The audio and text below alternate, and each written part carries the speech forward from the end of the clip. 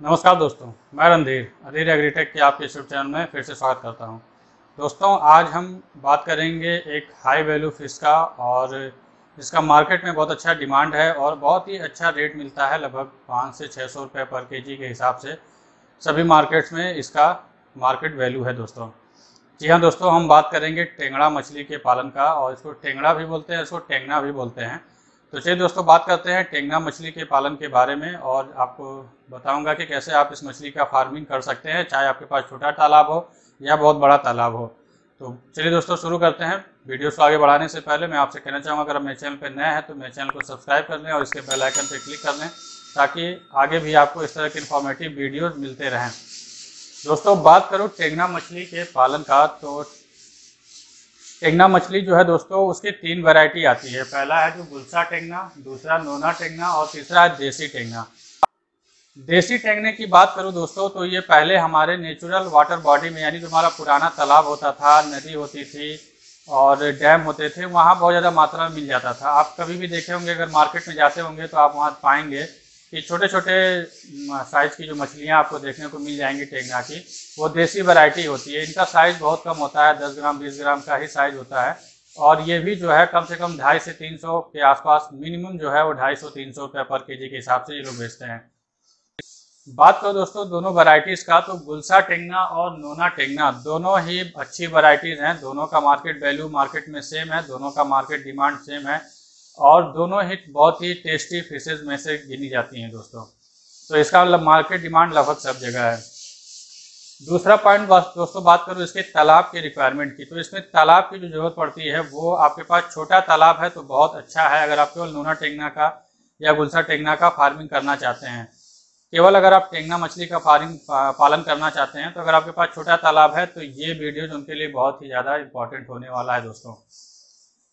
1500 से लेके 10,000 square feet का तालाब नोना टेंगना मछली या गुलसा टेंगना मछली के लिए बहुत ज़्यादा अच्छा माना जाता है। बड़ा ऐसा नहीं है कि आप छोटे तालाब में ही कर सकते हैं, बड़ा तालाब है तो वो भी आपके लिए और अच्छा होगा, क्योंकि उसमें आप मल्टी लेयर फार्मिंग कर पाएंगे, यानी मल्टी फिशेस के साथ आप इसमें नोना टेंगना या गुलसा टेंगना का फार्मिंग कर पाएंगे दोस्तों। बात करूँ पहले छोटे तालाब का, तो छोटे तालाब में आपका जो डेंसिटी होता है वो, अगर केवल नोना टेंगना का पालन आपको करना है तो आप 10,000 स्क्वायर फीट में आप 30 से 40,000 बच्चा स्टॉक कर सकते हैं, अगर ऑक्सीजन का व्यवस्था आपने कर रखा है अपने टैंक में तब। अगर आपके पास कोई ऑक्सीजन की व्यवस्था नहीं है या कोई भी आर्टिफिशियल ऑक्सीजन आप उसमें नहीं दे रहे हैं तो फिर आप उसमें 20,000 से 25,000 बच्चा स्टॉक कर सकते हैं।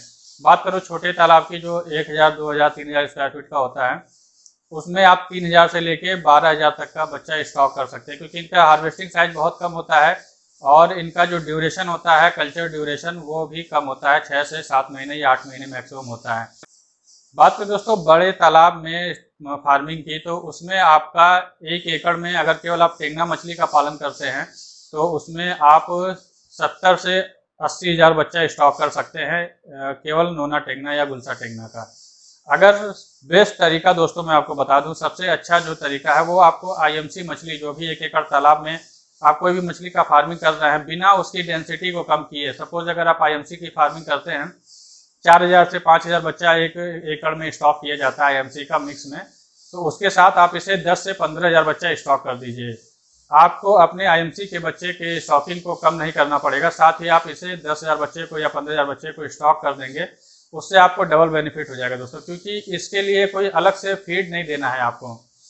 क्योंकि आप फार्मिंग कर रहे हैं या नए हैं तो भी जान लीजिए कि जो भी हम फीड खिलाते हैं किसी भी कल्चर में, चाहे बायोफ्लॉक हो या RS हो या आपका तालाब हो, उसमें 25 से 30% जो हमारा फीड है वो वेस्ट हो जाता है और तली में बैठता है। नोना टेंगना का फार्मिंग का सबसे अच्छा फायदा ये है कि ये आपके वेस्टेज फीड को ही कंज्यूम करेगा और उसी को खा के बढ़ेगा, क्योंकि नोना टेंगना है जो बॉटम लेयर की मछली है। लेकिन इसका एक और अच्छा फायदा है दोस्तों कि ये किसी भी लेयर पे, यानी तीनों लेयर पे आके अपना फीड ले सकती है। अगर उसको बॉटम में फीड नहीं मिल रहा है तो वो मिडिल में भी आ जाएगा, मिडिल में भी नहीं मिल रहा है तो अपर लेयर पे भी आके ये अपना फीड कलेक्ट कर लेता है, फीड ले लेता है। ये फायदा होता है नोना टेंगना मछली के फार्मिंग में अगर IMC के साथ आप कर रहे हैं, यानी जो भी आपका 20 से 25% वेस्टेज हो रहा है वो आपका नोना टेंगना मछली या गुलसा टेंगना मछली कंज्यूम कर लेगा और उसी को खा के बढ़ जाएगा। और जब भी आप अभी हार्वेस्टिंग कराएंगे तो कुछ मछलियाँ आपकी उसके साथ हार्वेस्ट होंगी, जो भी 25-50 किलो आपका उसके साथ टेंगना मछली का एक्स्ट्रा प्रोडक्शन हो जाएगा। वो आपको बिना कुछ लागत लगाए, बिना फीड में एक पैसा खर्च किए, वो आपका एक्स्ट्रा बेनिफिट हो जाता है। तो इस समय मैं दोस्त बताना चाहूँगा कि बहुत से लोग अब तालाब की तरफ को अपना प्रिपरेशन कर रहे हैं, नया सीड स्टॉक करना है, फंगेसियस भी स्टॉक करना है, तो उसके साथ भी टेंगना का फार्मिंग कर सकते हैं। तो अगर वो 1 एकड़ में फंगेसियस की फार्मिंग कर रहे हैं या एमसी की फार्मिंग कर रहे हैं, तो आप 10 से 15 हज़ार बच्चा नोना टेंगना या गुलसा टेंगना का उसमें स्टॉक कर दीजिए। ये कहीं ना कहीं आपको डबल बेनिफिट देगा दोस्तों। ये तो हुआ फार्मिंग का। दूसरी बात करूं दोस्तों, आप छोटे तालाब को तैयार करने की। अगर आपके पास 10,000 या 5,000 स्क्वायर फीट का तालाब है, तो मैं 10,000 स्क्वायर फीट के बारे में बता दूं कि अगर आपका 10,000 स्क्वायर फीट का तालाब है, तो उसको आपको तैयार करने के लिए दोस्तों सबसे पहले आप उसमें चूना डाल दीजिए। कम से कम 50 किलो चूना आप उसमें पूरी तरह से छिड़क दीजिए। चूना डालने के 2 से 3 दिन वेट करिए। 2 से 3 दिन बाद उसमें आप गोबर डाल सकते हैं, नहीं भी डालते हैं तो आप पानी फिल कर दीजिए। पानी फिल करके आप उसमें कम से कम 500 किलो का गोबर इस्तेमाल करिए। ये विदाउट फिश स्टॉकिंग की बात है दोस्तों, अभी आपने मछली स्टॉक नहीं किया, केवल आप तालाब को तैयार कर रहे हैं, ध्यान रखिएगा।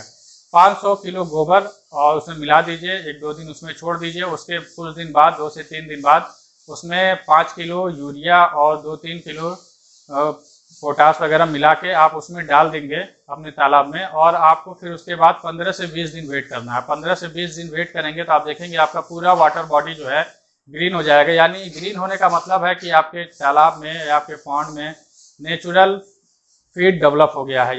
यानी कि अब आपका जो तालाब है वो बच्चा स्टॉक करने के लिए पूरी तरह से तैयार है और उसमें पहले से ही बहुत ज़्यादा मात्रा में फीड पड़ा हुआ है।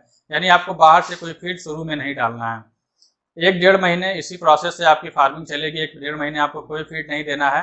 1-1.5 महीने बाद आप फीड उसमें डालना, आर्टिफिशियल डालिए या फिर होममेड फीड डालिए। टेंगना मछली की खासियत ये भी है कि इसके साथ इसको किसी भी स्पेशल फीड की जरूरत नहीं है। जो भी फीड आपके पास अवेलेबल है, या फिर आप चाहे कंपनीज का फीड इस्तेमाल कर सकते हैं, कॉमर्शियल फीड या होममेड फीड, वो सभी को खाती है और उसके साथ अपना ग्रोथ कर जाती है। फार्मिंग ड्यूरेशन कम है, 8 से 8 महीना मैक्सिमम है। 8 महीने में आपकी हार्वेस्टिंग हो जाती है। एक चीज़ और है दोस्तों कि ये बहुत रेयर है, मतलब आप पहले देसी टेंगना अक्सर मार्केट में मिल जाता था या तालाबों में मिल जाता था, लेकिन अब जब से इसकी ब्रीडिंग की जा रही है तो ट्रफ ब्रीडिंग होने के कारण इसका जो सीड है वो काफ़ी महंगा मिलता है। यानी 4 से 4.5 रुपये पर पीस इसका फीड कलकत्ता के मार्केट में है। बाकी जगहों पे मिलेगा नहीं, कलकत्ता का ही मार्केट है। कलकत्ता ही ऐसी जगह है जहाँ पे आपको इसका सीड मिलेगा। तो सीड के लिए डिस्क्रिप्शन में नंबर है, आप वहाँ से व्हाट्सएप पे कांटेक्ट कर सकते हैं दोस्तों। बात करूँ दोस्तों इसके फीडिंग के, तो फीडिंग जो परसेंटेज है वो शुरुआत आपका 7 से 8% पे करना है। जो आपका, क्योंकि शुरू में मछली छोटी है तो दस्ट आपको खिलाना है, और आईएमसी के साथ कर रहा है तो आपको कोई भी इसकी फीडिंग नहीं देनी है। लेकिन अगर केवल मैं बात कर रहा हूँ छोटे तालाब के लिए, क्योंकि मेरा जो फोकस है इस समय दोस्तों वो ऐसे फार्मर्स के लिए है जिनके पास छोटा तालाब है। क्योंकि अक्सर अभी मेरे पास जो कॉल्स आते हैं, डेली जो मेरे पास 10-20 कॉल आते हैं, उसमें 80% या 90% लोगों के प्रॉब्लम यही है कि उनके पास छोटा तालाब है। तो छोटा तालाब है तो उसमें आईएमसी का कल्चर आप नहीं कर सकते, इसलिए इस तरह की मछलियों की फार्मिंग आप करके छोटे तालाब में इनका ग्रोथ ले सकते हैं और अपना कल्चर करके आप प्रॉफिट कमा सकते हैं दोस्तों।